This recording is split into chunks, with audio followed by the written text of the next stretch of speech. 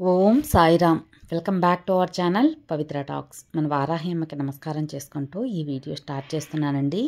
ఇక ఈరోజు వీడియోలో మనం చూడబోయేది ఏంటి అంటే, మనకు కోట్ల అప్పు నుంచి బయటపడేసే, అలాగే ఎలాంటి పెద్ద కష్టం నుంచైనా సరే మనల్ని బయటపడేయగల ఒక అద్భుతమైన బీజ మంత్రం అనేది మీతో 2 అక్షరాల బీజ మంత్రం అనేది మీతో షేర్ చేయబోతున్నాను.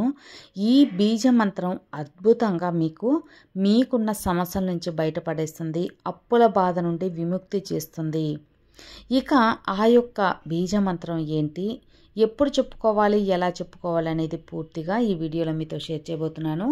వీడియోలోకి వెళ్ళబోయే ముందు మన ఛానల్ ఎవరైనా ఫస్ట్ టైం చూస్తున్నట్లయితే సబ్స్క్రైబ్ చేసుకోండి. మన వీడియోస్ నచ్చినట్లయితే లైక్ చేసి మరికొంతమందికి షేర్ చేయండి. ఇక ఇప్పుడు చెప్పబోయే ఈ యొక్క 2 అక్షరాల బీజ మంత్రం మన జీవితాలలో అద్భుతాలను సృష్టిస్తుంది.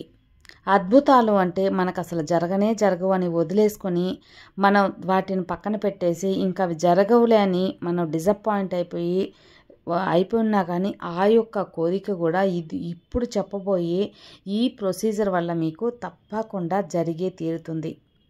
అంత అద్భుతమైన, శక్తివంతమైన, పవర్ఫుల్ అయిన ఒక బీజమంత్రం. ఇక ఏంటి ఈ బీజమంత్రం అంటే, దత్తాత్రేయ స్వామికి సంబంధించిన బీజమంత్రం. ఎవరికైనా సరే పిల్లలు లేకపోయినా, పెళ్ళిళ్ళు త్వరగా కాకపోయినా, చదువులు అనేది సరిగ్గా వాళ్ళు చదవలేకపోతున్నారు, మార్కులు రావట్లేదు, చదువు అవ్వకపోయినా గురు అనుగ్రహం లేదు అనే అర్థం. అంతే కదా. ఈ గురువు అనుగ్రహం కావాలి, గురుబలం కావాలి అంటే, గురుబలం ఉంటేనే పెళ్లి జరుగుతుంది అని మనకు తెలుసు. ఇప్పుడు మీ గురుబలం లేదు మీ అమ్మాయికి, అందువల్ల ఇప్పుడు లేట్ అవుతుంది పెళ్ళి అని చెప్తూ ఉంటారు. ఆ గురుబలం రావటానికి దత్తాత్రేయ స్వామిని అంటే గురువుల్ని మనం ప్రార్థించిన, గురువుల్ని మనం నమస్కరించిన మనకు గురుబలం అనేది పెరుగుతుంది. ప్రతిరోజు కూడా పసుపులో కొంచెం వచ్చి పన్నీర్ కానీ ఏదైనా సరే మనం సుగంధభరితమైనది కలిపి ప్రతిరోజు నెత్తిన అంటే నుదుటిన పెట్టుకుంటూ ఉంటే గురుబలం అనేది పెరుగుతుంది. ప్రతిరోజు ఈ చంద్రం అనేది కూడా, చంద్రంలో కొంచెం పచ్చకర్పూరం ఇట్లాంటివి వేసేసి మనం రోజు కూడా ఆ చంద్రం అనేది మనం పెట్టుకుంటూ ఉన్నా కానీ మనకు గురుబలం ఎక్కువ పెరుగుతుంది. లేకపోతే మనకి ఇప్పుడు మార్కెట్లోనే మంచి క్వాలిటీ అయిన చంద్రం అనేది దొరుకుతుంది.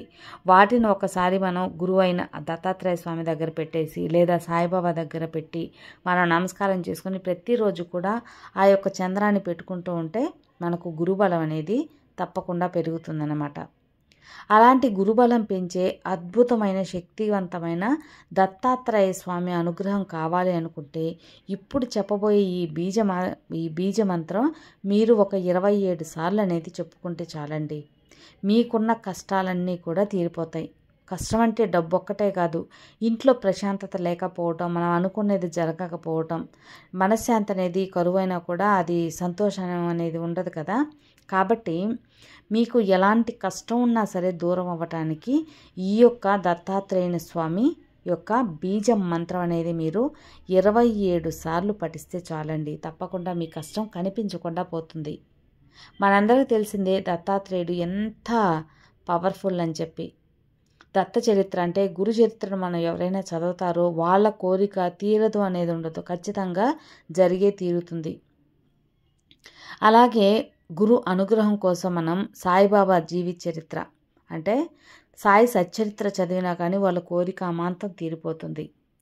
అలాంటి ఈ గురువుల్ని మనం నమస్కారం చేసినప్పుడు మనకున్న కోరికలు తీరటమే కాకుండా మనం ఉన్న ప్రాబ్లమ్స్ నుంచి కూడా బయటపడచ్చు.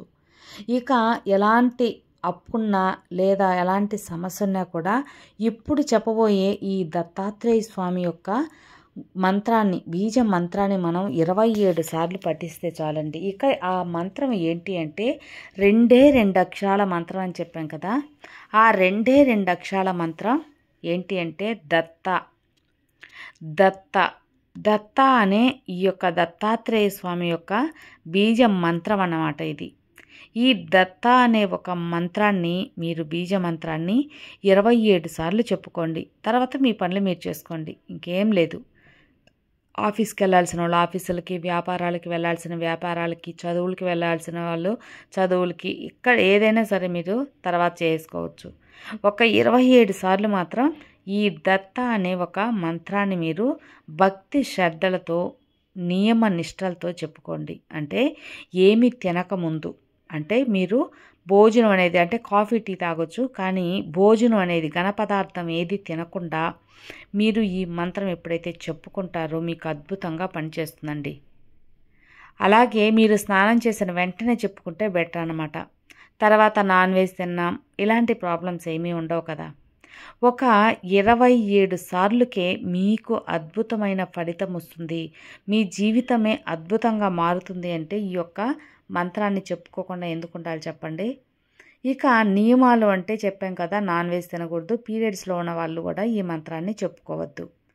దత్త అనే 2 అక్షరాల నామమే, కానీ అద్భుతమైన ప్రయోజనాలు ఇచ్చే పవర్ఫుల్ ఒక బీజ మంత్రం. ఈ మంత్రాన్ని 27 సార్లు చెప్పుకోండి, మీ కోరిక తప్పకుండా తీరుతుంది. ఇంకా 27 సార్లు రాసుకోండి, ఇంకా మంచిది. లేదు మాకు అంత టైం లేదనుకుంటే చెప్పుకున్నా కూడా చాలండి. ఆ దత్తాత్రేయ స్వామికి మీ యొక్క సంకల్పం చెప్పి 27 సార్లు చెప్పుకోండి. ఒక మండలం రోజులు అంటే 48 రోజుల పాటు చెప్పుకుంటే మీ జీవితంలో జరగదు అన్నది కూడా జరిగిపోతుంది. ఒక్క రోజులో కూడా చిన్న చిన్న ప్రాబ్లమ్స్ అనుకోండి, ఒక్క రోజులోనే మీకు రిజల్ట్ అనేది ఉంటుంది. లేదు కొంచెం ప్రాసెస్ పనులు అనుకున్నప్పుడు 48 రోజుల్లో అది జరిగే తీరుతుందన్నమాట. అంత పవర్ఫుల్ అయిన ఈ యొక్క దత్త బీజ మంత్రాన్ని మీరు చెప్పుకొని మంచి ఫలితం పొందాలని మనస్ఫూర్తిగా కోరుకుంటున్నాను. ఇక ఎందుకు, ఈరోజు గురువారం కదా, ఈ రోజు నుంచే స్టార్ట్ చేయండి. అద్భుతంగా మీకు ఆ స్వామి అనుగ్రహంతో మీ కోరిక తీరిపోతుంది. మీకు నొప్పులన్నీ కూడా అతి త్వరలో తీరిపోయే యోగం కలుగుతుంది. మరో మంచి వీడియోతో మళ్ళీ కలుద్దాం. అంతవరకు సర్వే జన సుఖినో భవంతు.